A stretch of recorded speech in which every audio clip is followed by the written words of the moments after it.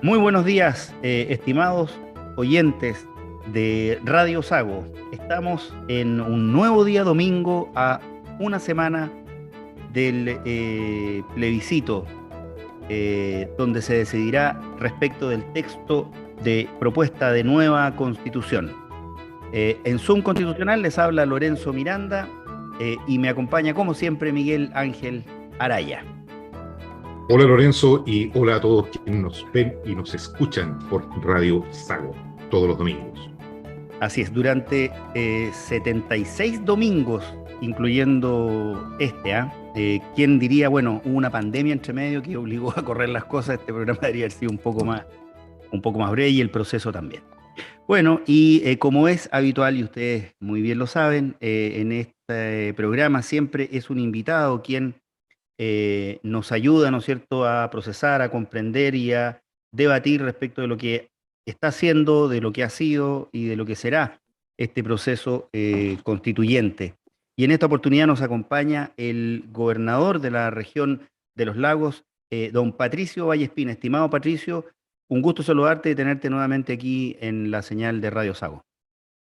No, muchas gracias a ustedes por la invitación. Un gran saludo a Lorenzo, a ti, Miguel, también por este programa. Y ya que llevan 76 programas, habla de su convicción de poder tener informado a todos los chilenos y chilenas de la región de los lagos para votar informadamente seguramente este 4 de septiembre, ¿no?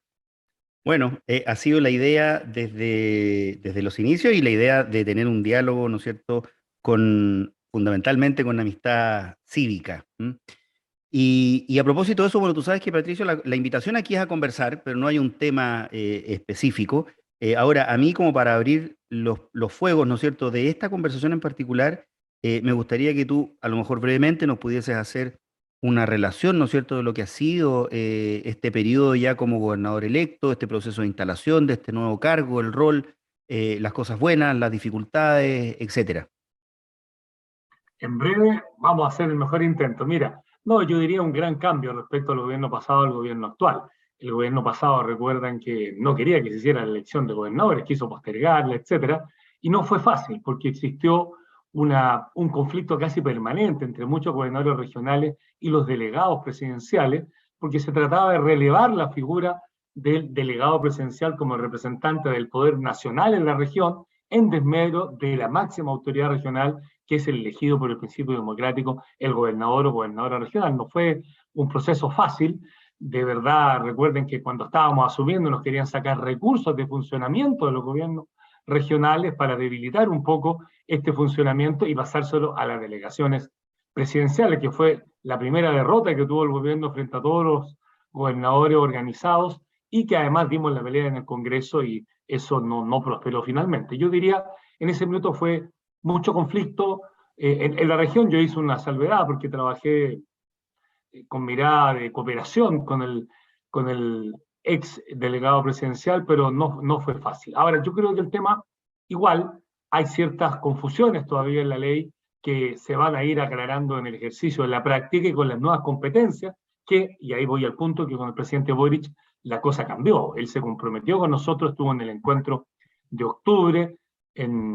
de septiembre, perdón, en Concepción, después estuvo en segunda vuelta para la decisión final con nosotros en Humberston, en la región de Tarapacá, comprometiendo compromisos claros con las regiones y el gobierno regional, y se han ido cumpliendo porque él abrió un espacio, el foro para la descentralización, donde hemos estado definiendo qué competencias se van a transferir, cómo se van a transferir y sobre todo recursos mayores para decisión nuestra y que cualquier competencia que se traspase sea con recursos. Creo que ya eso se está notando y algunas competencias que ya se han transferido y que esperamos poder hacerlo mejor que el nivel nacional. Yo te diría, aún con muchos desafíos, pero con un compromiso que se firmó acá en Frutillar, que fue en nuestra región, yo diría un momento histórico, un compromiso por mayor autonomía financiera presupuestaria, que el próximo año se debiera manifestar, y el traspaso, por ejemplo, de más de 40 instrumentos de fomento del Ministerio de Economía que bajaban antes por el nivel nacional,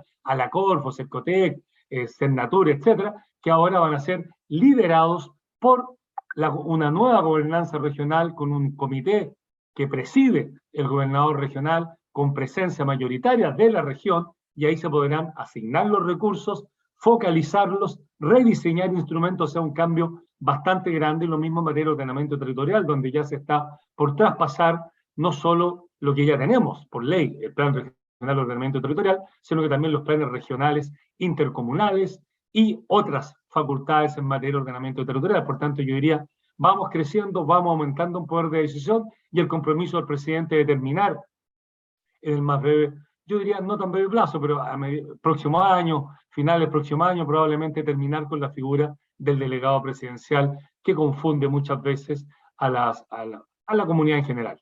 Mm. Oye, bueno, hartas cosas, y te quería comentar antes de darle la palabra a Miguel, que hoy en Holanda se está discutiendo muy intensamente respecto del déficit habitacional que tienen ellos allá, que es un déficit habitacional muy importante, por razones muy similares a las nuestras, digamos, aumento del costo del suelo, participación, o sea, aumento del costo de la vivienda por ende, etcétera. Pero hay una cuestión bien curiosa, y es que mucho del proceso de toma de decisiones estaba radicado en los municipios, estaba muy descentralizado. Y para poder abordar la emergencia que tienen, ellos están tomando el control desde el Poder Central para conducir una política habitacional que esperan ellos atender este año con 100.000 viviendas, de las cuales 2/3 van a ser de renta, de vivienda asequible, ¿no es cierto? Entonces, desde esa perspectiva, teniendo presente un tema clave que dijiste tú recién, y que es todos los instrumentos de planificación territorial, ¿cómo se ha ido visualizando ese trabajo en conjunto con el Ministerio, con el MIMBU, etcétera? Bueno, yo comparto esa visión que está haciendo Holanda. De hecho, el programa de emergencia habitacional está impulsado desde el nivel nacional con una coherencia global, pero se adapta a las particularidades del territorio. Me parece que así debe ser. No puede haber una política habitacional regional de cada región.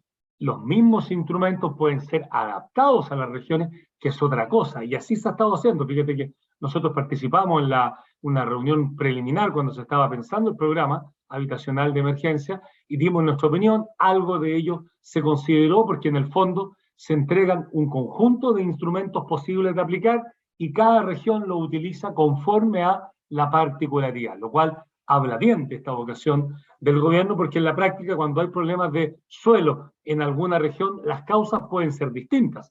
A veces es el precio, a veces es que el radio operacional de la sanitaria no está ampliado y hay que hacer inversiones compartidas, públicos-privadas, o lisa y llanamente el límite urbano no es el suficiente como para poder albergar nuevas poblaciones. Por tanto, yo te diría, acá se está haciendo algo de esas características. Se fijó una meta por región, que en nuestra región del orden de 3.600, 4.000 viviendas por año, y se va a hacer después una asignación por cada comuna con mayor déficit, y ahí nosotros vamos a tener un rol también importante que jugar junto a los municipios. Por tanto, yo diría conducción global, con instrumentos generales, pero con aplicación territorial diferenciada según las particularidades de la región. Me parece que es innovador y espero que funcione. Miguel Ángel Araya.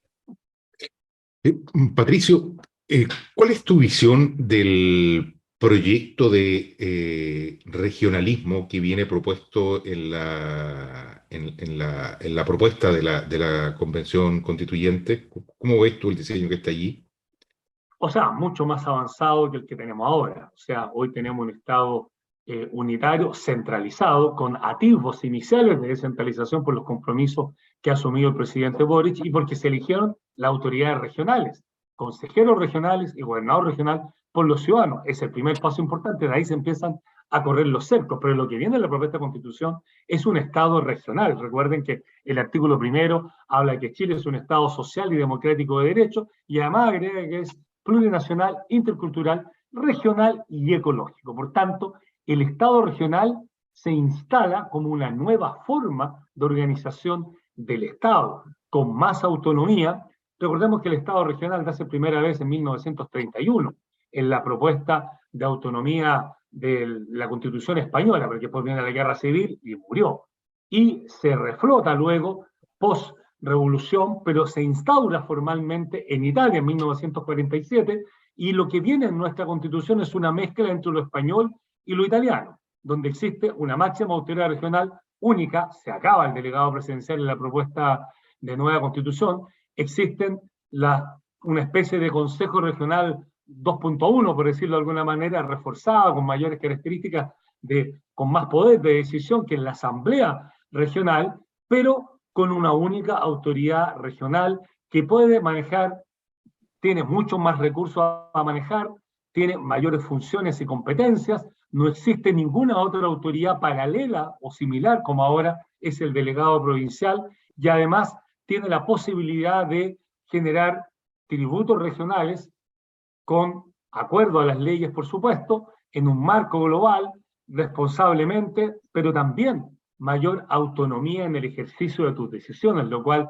es fundamental, se transforma en una especie de contrapoder al nivel nacional, y a mí me gusta como concepto, y es una de las razones por la cual sin duda voy a votar a prueba, porque creo que abre el espacio para que las regiones puedan avanzar con responsabilidad en lo ambiental y con responsabilidad también en lo tributario, porque tú no puedes llegar y crear tributos regionales, sino que puedes tener participación en tributos nacionales, pero que van con preasignación a las regiones. Por tanto, vamos a tener más recursos. Creo que es un avance muy significativo, aún no es el ideal, porque no se habla de hacienda pública propiamente tal, pero sin duda que es un avance muy significativo y vamos a tener municipios fuertes y regiones fuertes, y eso es muy bueno para las comunidades. Patricio. No, dale, Miguel, dale. No. No, en la misma línea, yo, digamos, todos compartimos la idea, ¿no es cierto?, de que es necesario que la bajada de la descentralización de la toma de decisiones se intensifique. Ha sido, digamos, el sino de este país desde sus orígenes. De hecho, tú mismo nos ilustraste aquí respecto de esta modificación que tuvo la Constitución del 25, donde se crearon las asambleas provinciales y que finalmente nunca se implementaron. Pero para allá voy, y justamente para allá voy un poquito. ¿No te parece que, y efectivamente tú describiste al inicio lo que hoy día tenemos gobernador regional electo, tenemos CORE, y por lo tanto las bases de una institucionalidad regional, digamos, estaban más o menos asentadas? ¿No te parece que era más lógico hacer un escalón intermedio y no tratar de saltarse, digamos, inmediatamente a la cumbre, por así decirlo, en esta estructura que se está proponiendo, sino que necesariamente pasar, digamos, por el campamento 1, campamento 2, campamento 3 y luego atacar la cumbre? ¿No crees tú que nos puede pasar esto de que es tan grande el desafío, porque el desafío es gigantesco, que nos quedemos, digamos, a mitad de camino con muchas expectativas de las personas?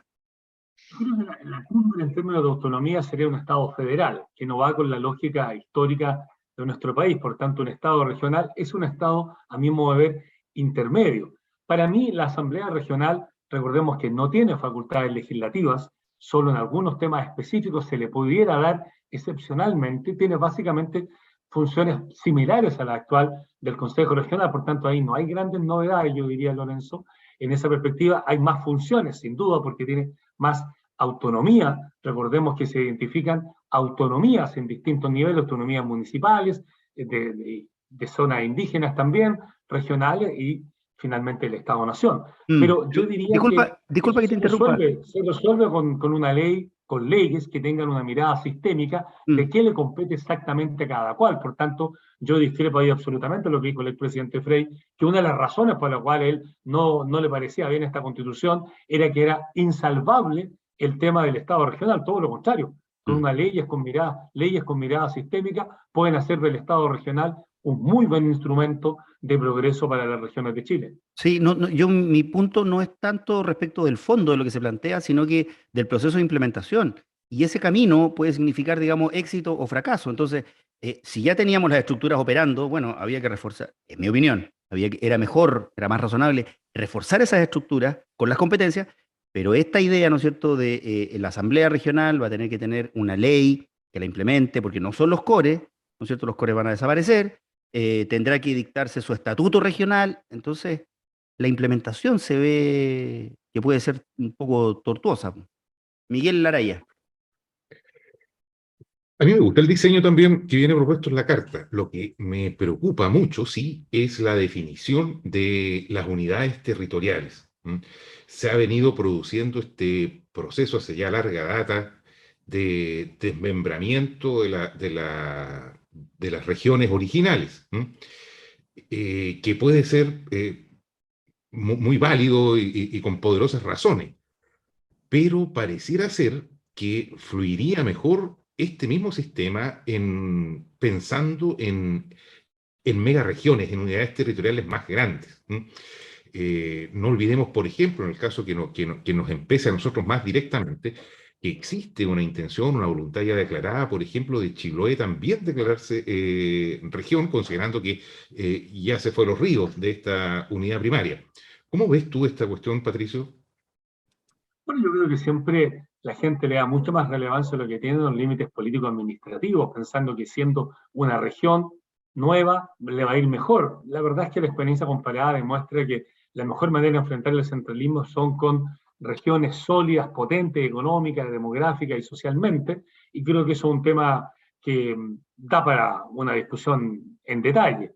También es legítimo que a veces que espacios que tienen tantas particularidades como siente que los tiene Chiloé, pueda tener esa opción, pero recordemos que acá, porque se aprueba la Constitución, no nace automáticamente ninguna de las dos regiones que están propuestas, tiene que haber un proceso de consulta informada como corresponde, y además tiene que haber después el cumplimiento de los requisitos que la ley plantea, que viene en la propia Constitución, cuáles son esos requisitos, y ahí se verá qué región las reúne y cuál no. Yo creo que efectivamente comparto contigo que sería mejor espacios no tan pequeños, por especiales que sean, porque eso le debilita en la lucha frente al nivel nacional, y tampoco, para ser muy claro, a la región de los ríos le fue mejor al desmembrarse la región de los lagos. La situación no cambió significativamente, porque la misma plata se reparte entre más. Por eso yo creo que hay un enfoque a veces equivocado, pero yo creo que igual hay que ir avanzando en construir una hacienda regional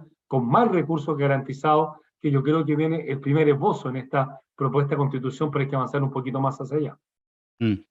Siguiendo la misma línea, Patricio, pareciera ser que este es uno de los temas que pudiera ser revisable, ¿no es cierto?, durante o previo a su implementación, porque la lógica que tú planteas, digamos, de cómo se enfrentan las microregiones, por así llamarlo, a la mega región, que es la región metropolitana, va a seguir presente con o sin Estado regional autónomo. Y agravado, por lo que dice Miguel, por esta idea, digamos, que yo creo que de cierta manera la lógica electoral que hubo detrás, digamos, que está muy bien, pero que hubo detrás del proceso de elección de los convencionales, fomentó esta idea de, bueno, entonces todos queremos nuestra región. ¿Mm? Sí, yo creo que ahí hay una confusión respecto a que el límite político-administrativo es lo más importante, cuando lo más importante son las dinámicas económico-productivas sociales que se dan en los territorios, que tiene que ver en cómo tú impulsas los generadores del desarrollo, que son los aparatos productivos, bajo el eje de la sostenibilidad, que es lo que yo creo que también es un aporte a esta nueva Constitución. Por tanto, creo que ahí algunos exageran demasiado aquí el tema de cuánto es región y cómo se delimita, más que cómo tú gobiernas un territorio, ojalá cada vez más grande, para tener más contrapeso frente al nivel nacional, que ni siquiera es la región metropolitana, Lorenzo, porque yo creo que la región metropolitana tiene los mismos problemas que la región de los lagos, y peor, porque la autoridad ya incluso es más decorativa, porque no tiene el liderazgo, porque compite al mismo tiempo con todos los ministros que están ahí. Por tanto, es más bien el centralismo que se ubica en Santiago como centro de poder, más que la región metropolitana, porque creo que ella también sufre, hasta más que nosotros, en las regiones. Miguel. Yo soy de la idea, en el caso de incluso eliminar la región metropolitana y establecerla como un distrito autónomo, de manera tal precisamente que deslindar absolutamente la autoridad política del país con la ciudad de Santiago en sí misma, del Gran Santiago, me refiero. Hacer una cuestión similar a lo que ha hecho Estados Unidos con Washington DC. Creo que sería lo más útil, porque además terminaría por romper el paradigma de la idea siquiera de región metropolitana, que ya le da por su denominación una especie de mayor estándar, al no hacer como que no fuera una región igual a las demás, hasta por el nombre. Veremos qué pasa. ¿Cuáles son los escenarios que ve para el futuro, don Patricio, en este momento de tantas definiciones? Que se ve es el que tú desarrollas para Santiago. De hecho, cuando los estados avanzan, en mayor autonomía, como es el caso de la Cava, la Ciudad Autónoma de Buenos Aires, que se estableció como ciudad autónoma, lo mismo Ciudad de México, que puede ser el Distrito Federal, se transforma en una ciudad por toda la dinámica que eso tiene, pero es un proceso que yo diría puede venir más hacia adelante. Yo el escenario que me imagino futuro es, si gana el apruebo, que espero que yo así sea por las razones que antes he señalado, vamos a tener un avance profundo en materia de descentralización porque cambia la estructura.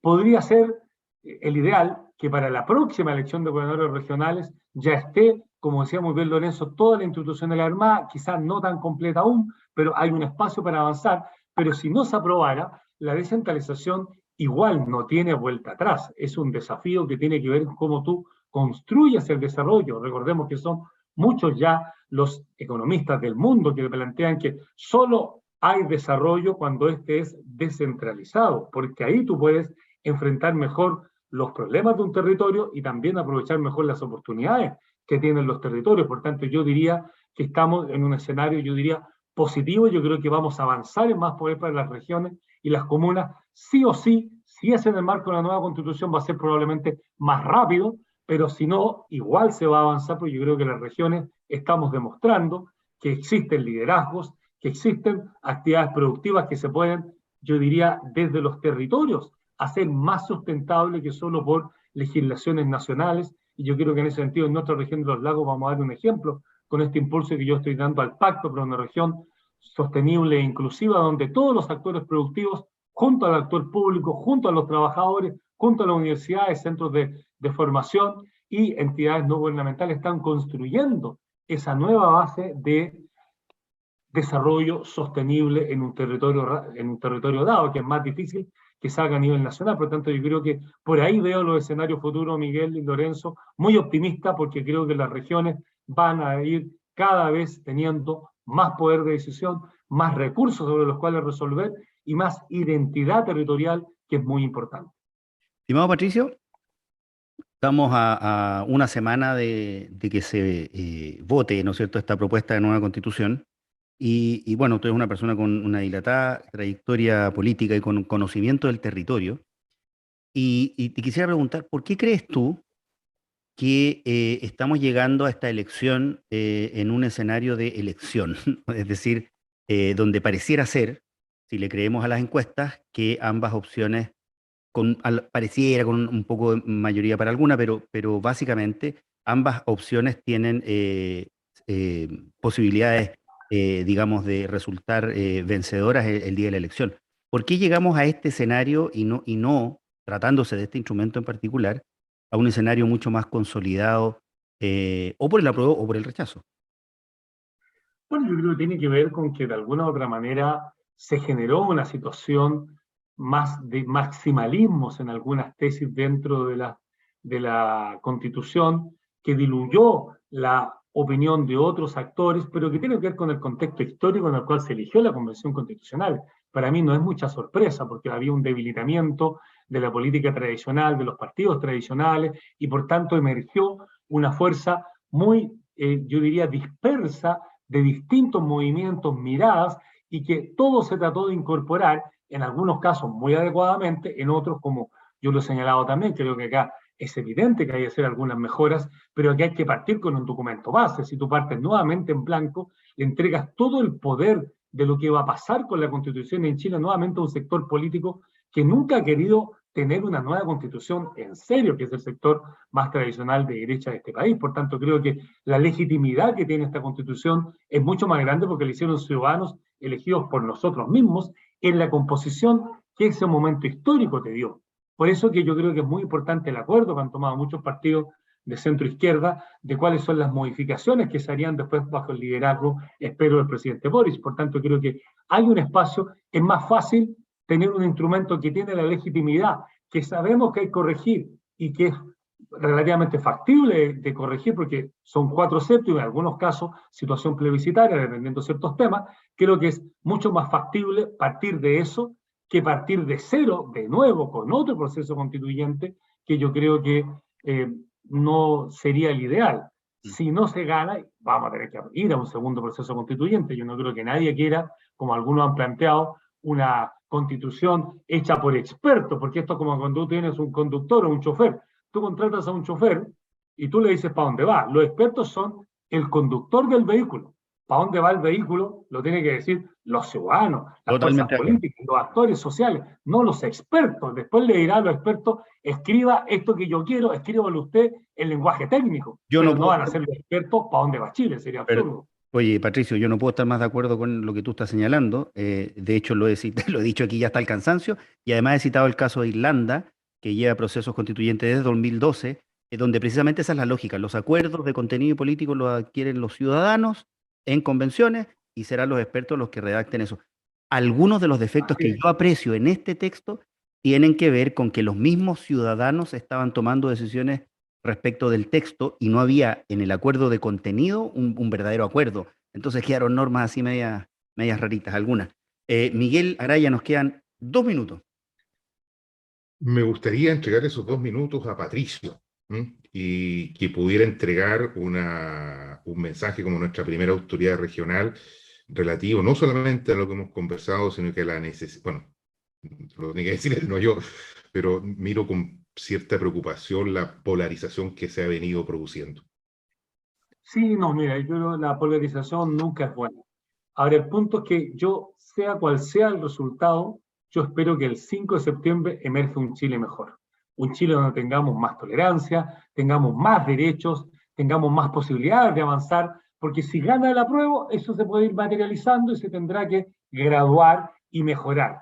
Y si gana el rechazo, lo que yo esperaría es que efectivamente quienes han dicho que están por una nueva constitución lo hagan de verdad y volvamos a tener un proceso que nos permita llegar a una constitución que responda a los desafíos del Chile actual y del futuro. La constitución del 80, parchada, eliminando aquello que era completamente antidemocrático el 2005. No es que hicimos una mejor constitución, se sacó lo que era ya, pero absolutamente imposible tenerlo en un país democrático porque eran medidas antidemocráticas, como los senadores designados, el Comité de Seguridad Nacional, etcétera, pero muchos otros no se pudieron cambiar. Por tanto, espero que construyamos un mejor país después de eso. Yo confío en el liderazgo del presidente Boric para en los dos escenarios liderar aquello. Me gusta más un Chile que se construye desde la mejora de la Constitución que ha sido propuesta ahora, que yo la voy a aprobar por esas razones, y mejorando 5 o 6 puntos que yo creo que son claramente ya consensuados, que hay que mejorarlo porque en algunos casos se fue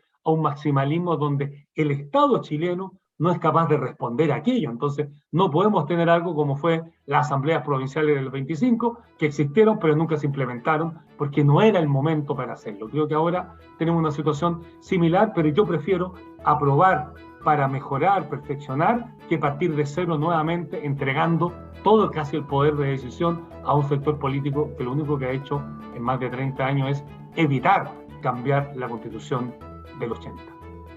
Gobernador Patricio Vallespín, infinitamente agradecido de haber estado con nosotros una vez más y seguramente el próximo domingo te vamos a molestar ahí un par de segundos cuando ya los resultados se conozcan para que nos puedas dar tu opinión a toda la región a través de la señal de Sago en Osorno y en Puerto Montt. No, muy bien, muchas gracias Lorenzo Miguel, felicitaciones de nuevo y acá he estado hablando como Patricio Vallespín, ciudadano que tiene el derecho a manifestar su opinión y no como autoridad. Muchas gracias, hasta siempre. Así lo entendemos. Muchas gracias, nosotros vamos a una pausa y ya estamos de regreso aquí en Zoom Constitucional.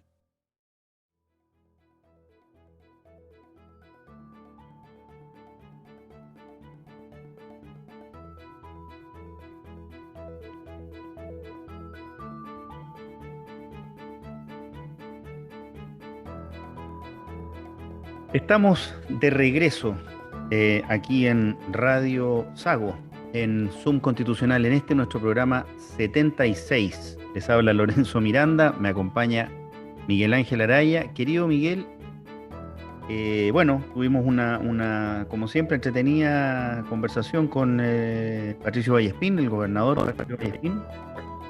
Y este es nuestro último programa antes del plebiscito del próximo domingo 4 de septiembre, donde vamos a estar también acompañando a los auditores de Sago, pero en programas que son distintos, que son el mismo día de la elección. Tu visión, tu resumen, tu pronóstico, si quieres, Eso ya lo hemos dicho. Yo creo que nuestros auditores están medio ya cansados de escuchar lo mismo. Vamos a tener evidentemente una elección estrecha. Yo tengo la percepción, sin ninguna razón poderosa, para estimar que gana la prueba. Pero es una cuestión de percepciones, tincómetro. Porque hasta ahora, evidentemente, las encuestas, que es solo lo que pueden medir, señalarían la opción contraria, pero también sabemos que las propias encuestas han declarado que bajo las nuevas condiciones de esta elección tampoco se atreven a afirmar categóricamente lo que ellos pueden registrar en su labor de campo. Sí, ahora respecto de este cierre, digamos, de este fin de siglo, había una canción que tenía ¿Mm? Florcita Motúa, con la que ganó la OTI, ¿ah? Donde dirigió la orquesta su hija, una gran canción, ¿Mm? gran artista Florcita Motúa. ¿Cuál es tu opinión? Porque contémosle a nuestros auditores que nosotros nos queda este programa, a la semana siguiente del plebiscito vamos a hacer un programa también, una especie de cierre de ciclo, y ahí vamos a darnos una pausa, ¿no es cierto? Para descansar un poco, para dejarlos también a los auditores descansar y retomar desde otra perspectiva, seguramente un poco más adelante, cuando el proceso o de eventualmente arreglos constitucionales de la constitución aprobada o el nuevo proceso constituyente continúe. Entonces, no sé si tienes alguna idea que te convoque, que te nazca, digamos, del momento en el que estamos.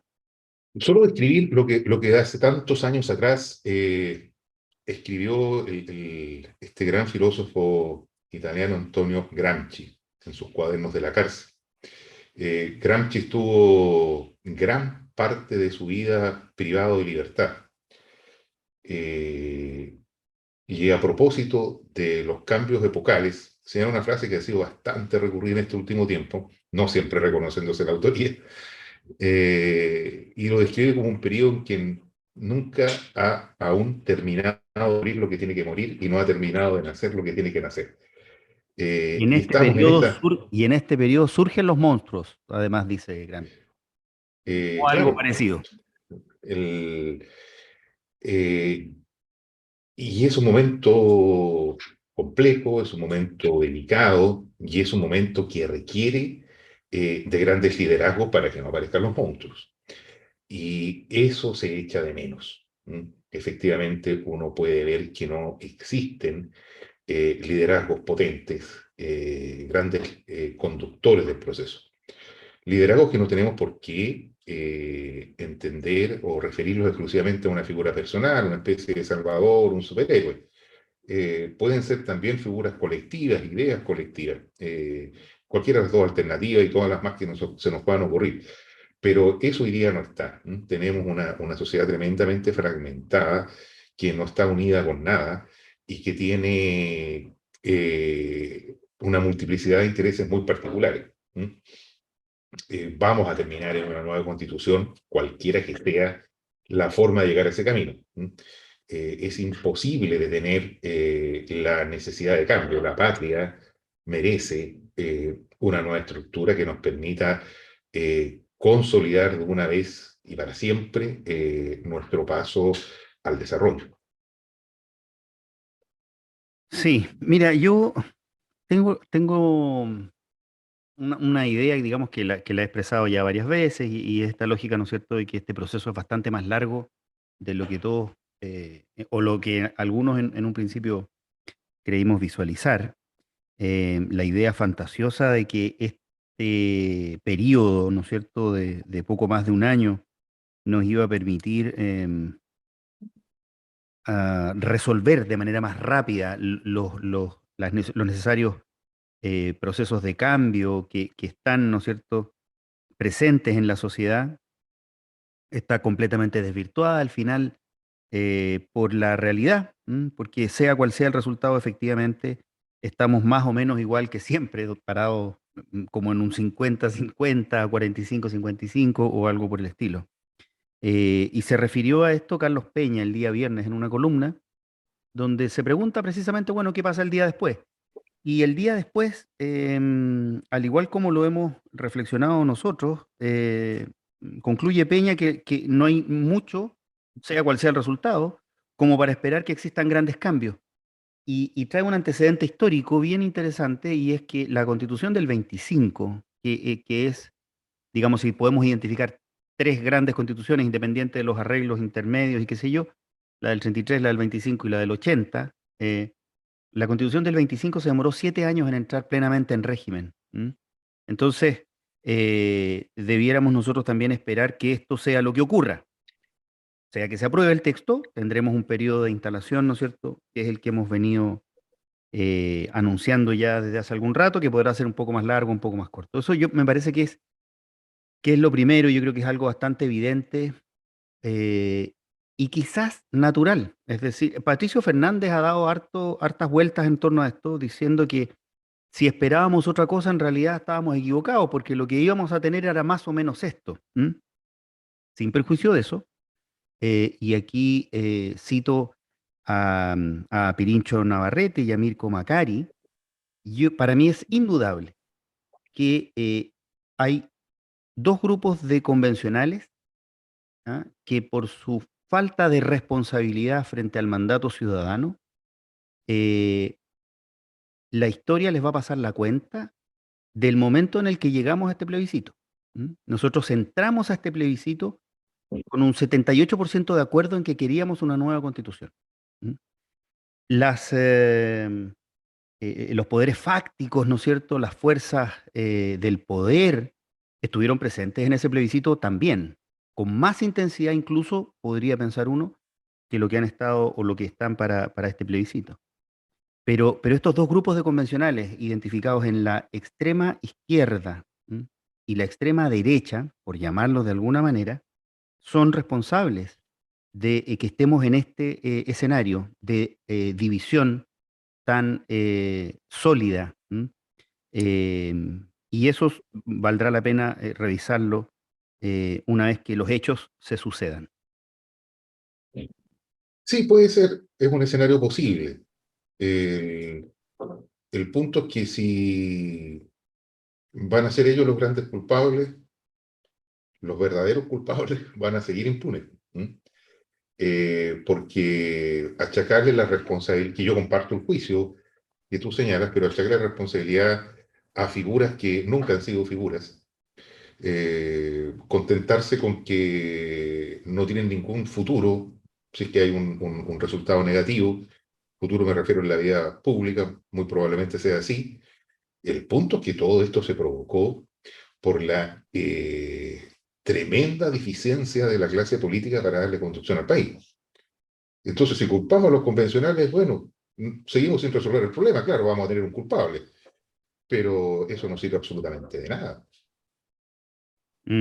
Pero no podemos quitarle responsabilidad, porque compartimos todo el juicio. O sea, aquí tenemos una clase política que no resolvió problemas, pero nos dio una oportunidad y la tiramos a la basura.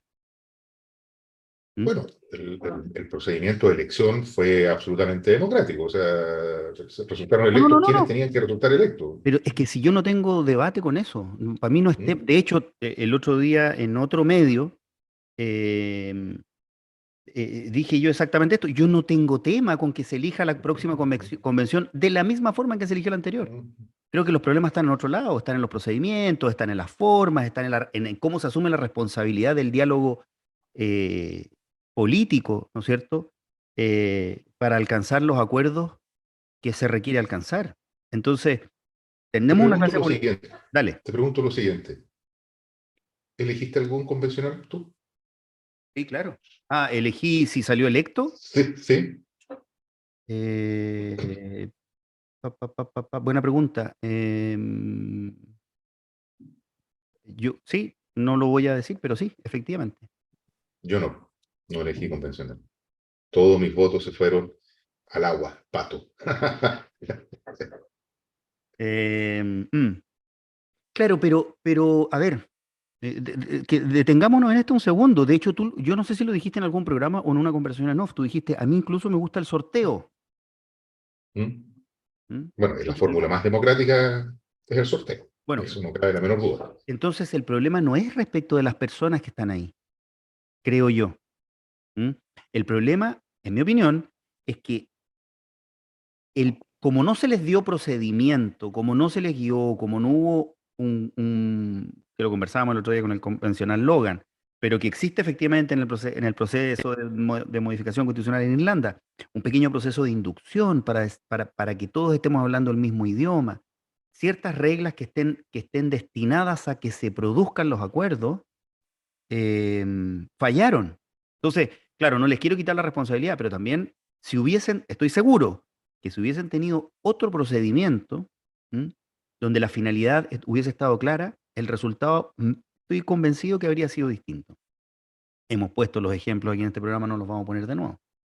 Entonces, poniéndonos en el escenario que gane el rechazo, primero, una cosa importante, Miguel, no sé si lo has notado tú, pareciera ser que está tomando fuerza la idea de que no se requiere volver a consultar a la ciudadanía respecto de si queremos una convención constitucional, un comité de expertos, etcétera, y está rondando la idea en muchos sectores de que lo que sí se requiere son ciertas reglas que ayuden a ese grupo de ciudadanos, de conciudadanos, a alcanzar un resultado más óptimo que el que se obtuvo ahora. Claro, eso podría ser el sentido común. El problema es que en ese escenario vamos a quedar en manos,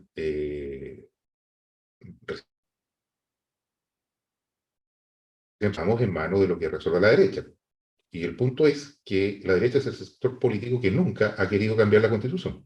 Pero Miguel, ¿por qué lo planteas así si hoy día los quórum para poder establecer ese proceso, ¿no es cierto?, eventual proceso futuro, son de 4/7, 57%? O sea, necesitan muy poquitos votos de derecha para alcanzar esa mayoría. Claro, Suponiendo, digamos, pero la derecha ha actuado siempre como bloque.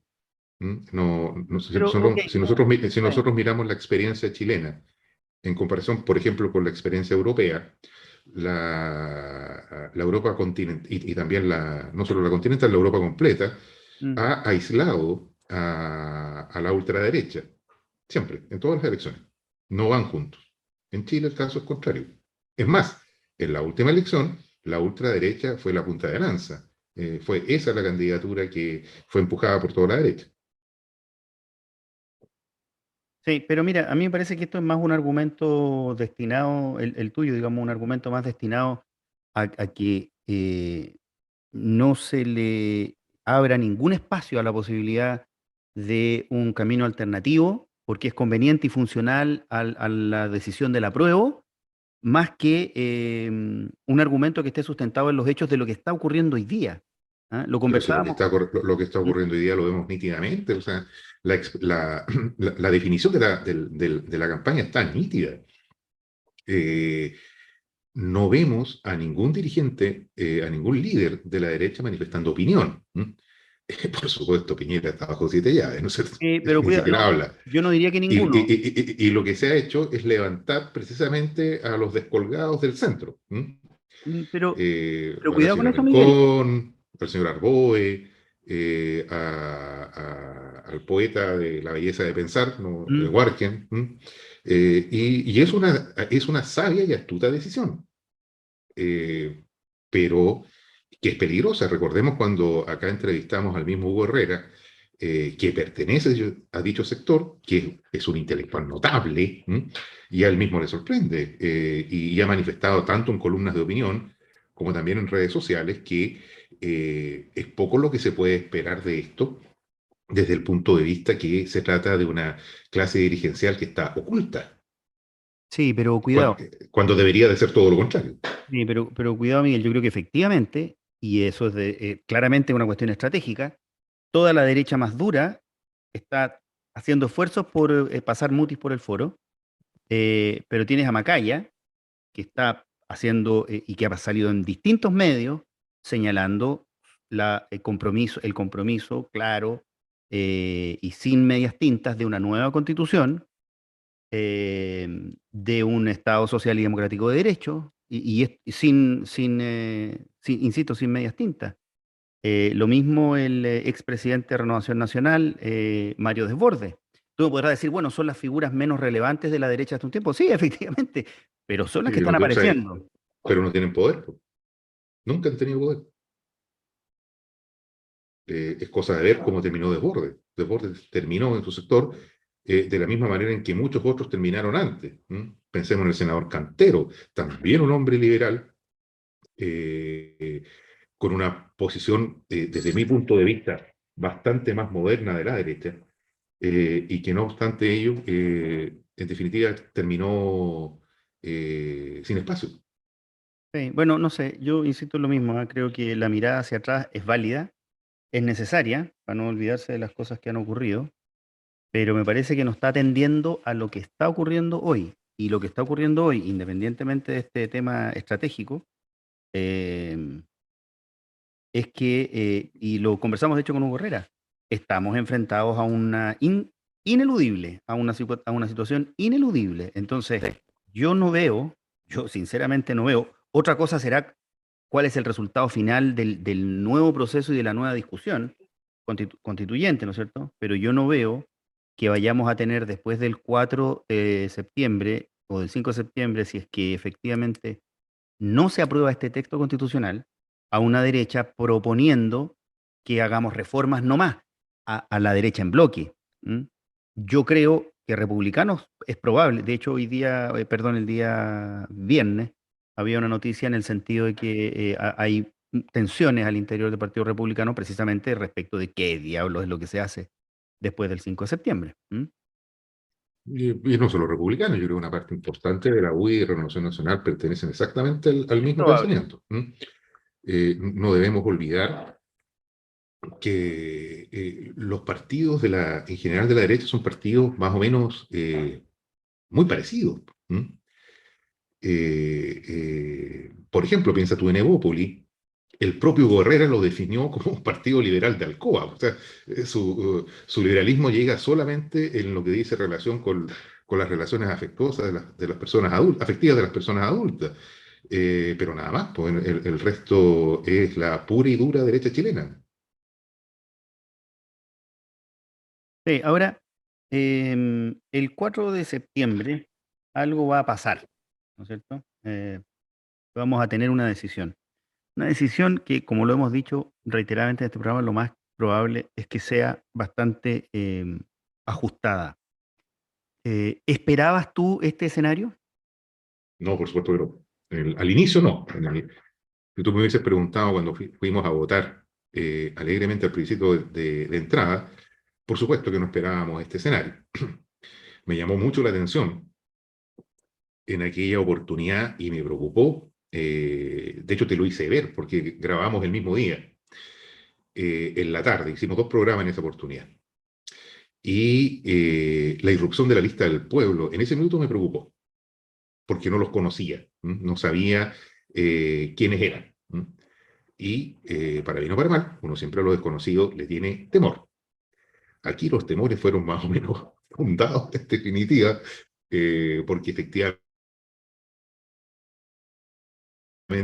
en general, uno vio un excesivo voluntarismo, particularmente en ese sector, cuestión que no contribuyó y con la bien llevada adelante campaña de la derecha para hacer que esto fracasara, se rindieron los frutos del caso. O sea, agua al molino se le aportó diariamente.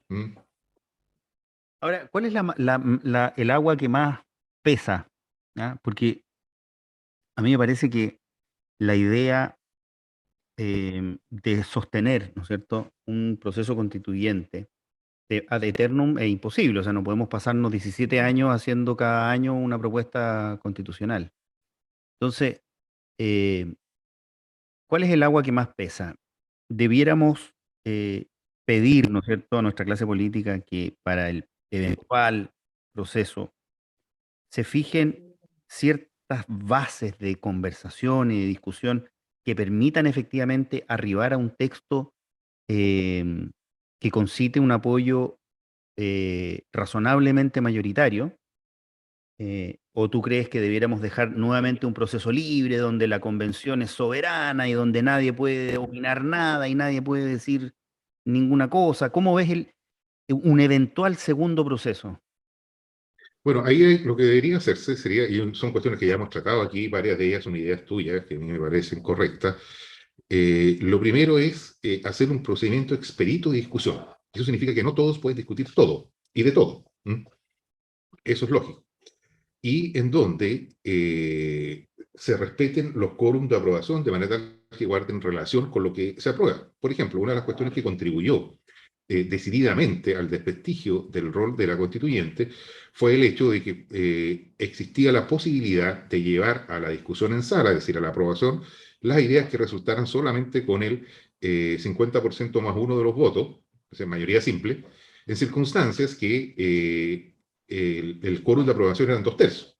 Entonces, además de que eso ya es técnicamente una mala idea, porque genera un doble proceso de discusión y de tiempo.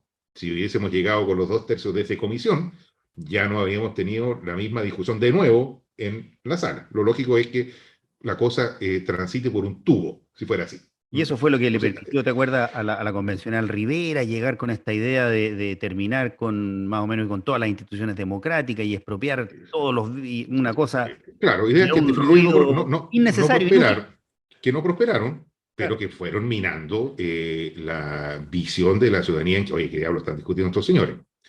Y en segundo lugar, la integración de las comisiones tiene que buscar un mecanismo que sea, por lo menos en parte, sorteo. A mí me gustaría todo sorteo, Mm. pero no es posible que las comisiones se integren simplemente por adscripción de cada uno de sus miembros, porque ocurre lo que ocurrió. Es decir, por ejemplo, en materia Medio de ambiente. la definición de medio ambiente, que es una cuestión en la cual estamos todos de acuerdo, pero ocurre que las personas que resultaron electas son activistas medioambientales, ¿m?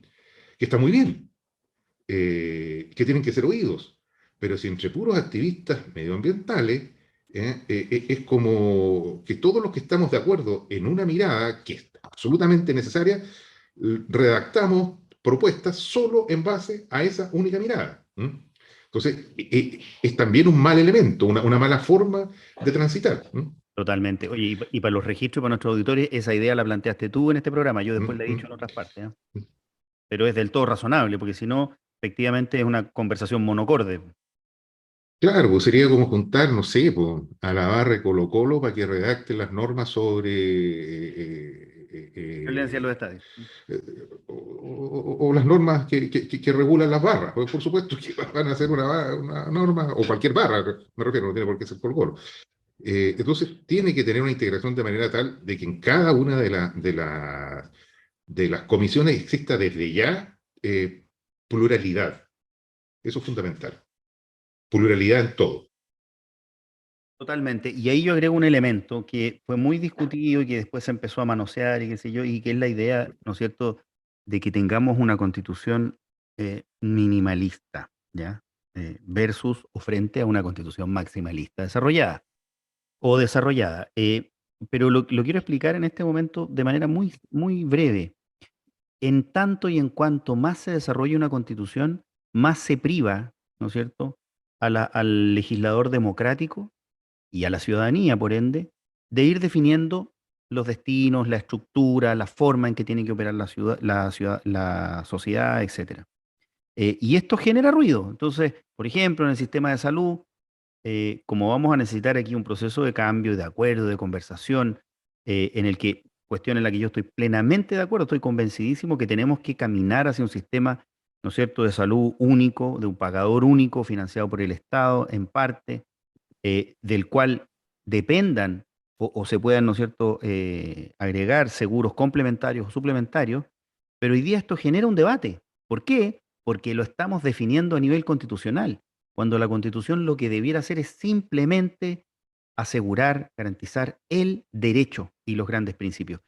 Creo que esa regla también es importante, Miguel, porque, y la derecha es campeona para esto que voy a decir, ¿ah? Se queja de los maximalismos, pero cuando le preguntan por los temas que a la derecha le preocupan, también quiere maximalismo. Entonces, en derecho de propiedad, a la derecha le gusta que empecemos a copiar prácticamente la ley de expropiaciones completa en el articulado de derecho de propiedad. No, debemos hacer un esfuerzo todos porque este instrumento contenga todas aquellas cuestiones que nos convocan y dejemos después con reglas claras, con quórum, eh, donde prime mucho más la regla de las mayorías, sin que eso quiera decir que no existan algunos quórum supramayoritarios en materias como, por ejemplo, derechos fundamentales, eh, sea el libre juego de la democracia el que vaya definiendo esa estructura. Yo creo que estos tres elementos que conversamos son muy sustantivos en un eventual proceso en un nuevo proceso, pero también en un eventual proceso, Miguel, de reforma de la Constitución si es que llegara a ser aprobada.